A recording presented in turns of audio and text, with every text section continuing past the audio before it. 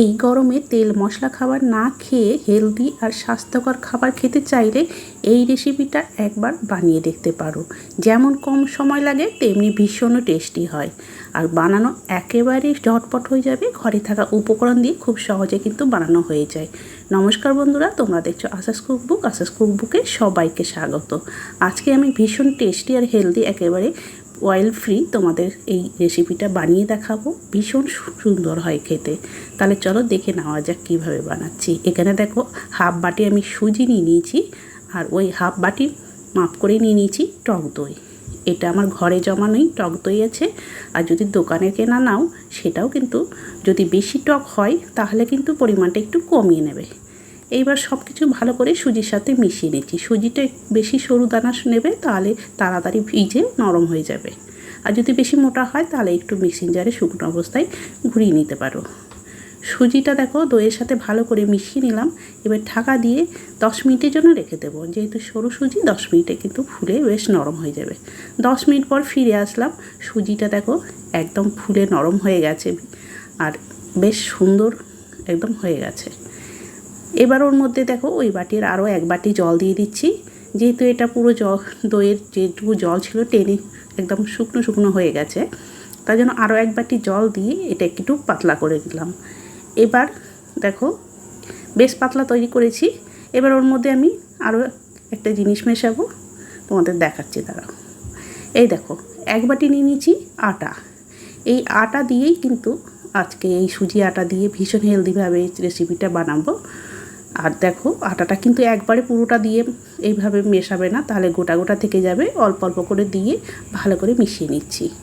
ভীষণ হেলদি আর ঘরে তো এগুলো সবার সুজি আটা থাকেই, এগুলো দিয়েই কিন্তু ঝটপট একদম হেলদি রেসিপিটা বানানো হয়ে যাবে। সকালে তাড়াহুড়োর মধ্যে আর এই প্রচণ্ড গরমে রুটি সবজি বানাতে ভীষণ কষ্ট হচ্ছে, তার জন্য এইভাবে কিন্তু ঝটপট বানিয়ে দেবে। পরিবারের সকলের একদম খুব সুন্দর খাওয়াও হয়ে যাবে, শরীরটাও ভালো থাকবে। আরও একটু জল দিয়ে দিলাম, যেহেতু বেশি টাইট মনে হচ্ছিলো তার জন্য আরও হাফ বাটি মতো জল নিয়েছি। মোটে এখানে 1.5 বাটি মতো জল লাগলো।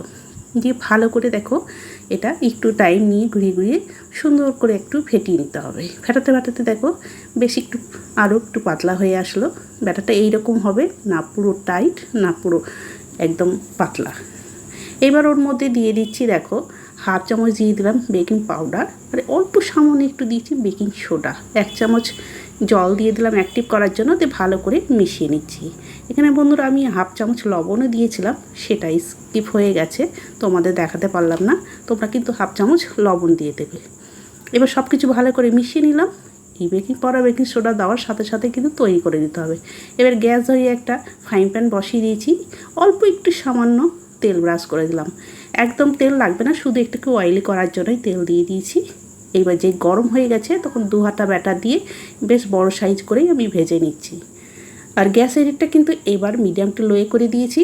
আর দেখো দেওয়ার সাথে সাথে বাবলস তৈরি হতে শুরু করে দিয়েছে। এবার ঢাকা দিয়ে এটা 1 মিনিট রেখে দেবো। 1 মিনিটে কিন্তু বেশ সুন্দর তৈরি হয়ে যাবে। আর গ্যাসের হিটটা কিন্তু মিডিয়াম টু লোয়ে আছে।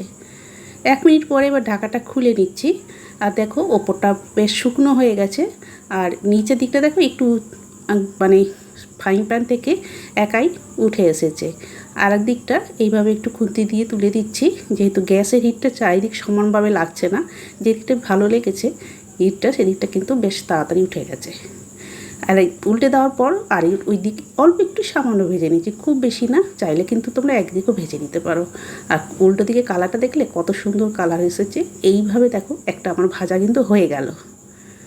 একদম ঝটপট, বেশি টাইমও লাগে না, ভীষণ হেলদি। আর কোনো তেল লাগবে না বন্ধুরা। এইবার কিন্তু আমি তেল ছাড়া পুরোটাই সব বানিয়ে নেব। শুধু প্রথমে যা একটু তেল ব্রাশ করতে হয়েছিল, তেল ছাড়াই ভীষণভাবে তৈরি হয়ে যাচ্ছে। আর 2 হাতা করে দিয়ে বড় বড় সাইজ করেই ভেজে নিচ্ছি।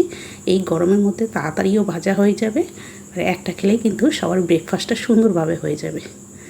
আবারও উল্টে দিচ্ছি দেখো, আর তাড়াতাড়ি কিন্তু হয়ে যাচ্ছে, বেশি টাইমও লাগে না। আর উল্টো দিকটা দেখছো কালারটা খুব সুন্দর এসেছে, পুরো ধোসার কালার যেমন হয় সেই রকমও এসেছে। এইভাবে কিন্তু একে একে সবগুলো ভেজে নেব। তবে যেসব বন্ধুরা আমার এই ভিডিও দেখছো, যদি এখনও পর্যন্ত কেউ লাইক না দিয়ে থাকো অবশ্যই একটা লাইক দিয়ে দিও। আর যদি কেউ নতুন হয়ে থাকো আমার চ্যানেলটিকে সাবস্ক্রাইব করে রেখো। আবারও আমি দিয়ে দিচ্ছি এরকম 2 হাতা করে।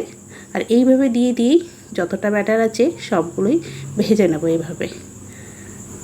আর প্রতিবারই কিন্তু 2 হাতা করে দিয়ে একটু ছড়িয়ে তারপরে ঢাকা দিয়ে দিচ্ছি। এইভাবে দেখো আমি সবগুলোই কিন্তু ভেজে নিলাম। এখানে আমার সবগুলোই ভাজা হয়ে গেছে। আর দেখো কতটা সুন্দর হয়েছে, ভীষণ হেলদি টেস্টি। এই গরমে এই রকম রেসিপি কিন্তু প্রত্যেকেরই খাওয়া উচিত। আর এটা তো বানাতেও খুব ঝামেলাও নেই, খুব ঝটপটও হয়ে যায়। আর আগুনের কাছে বেশিক্ষণ থাকতেও হয় না।